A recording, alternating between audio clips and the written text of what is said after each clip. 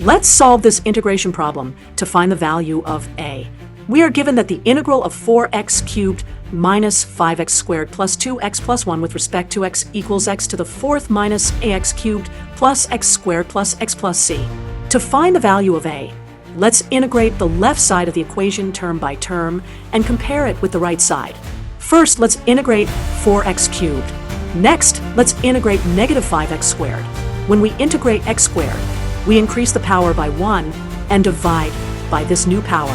So negative 5x squared becomes negative 5/3 x cubed. For the next term, integrating 2x gives us x squared.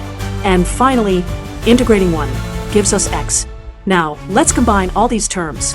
Our complete integral equals x to the fourth minus 5/3 x cubed plus x squared plus x plus a constant of integration.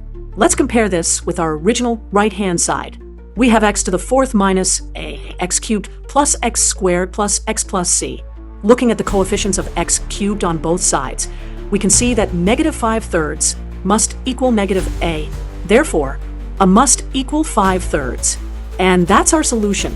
We found the value of a by integrating the left side and comparing coefficients with the right side.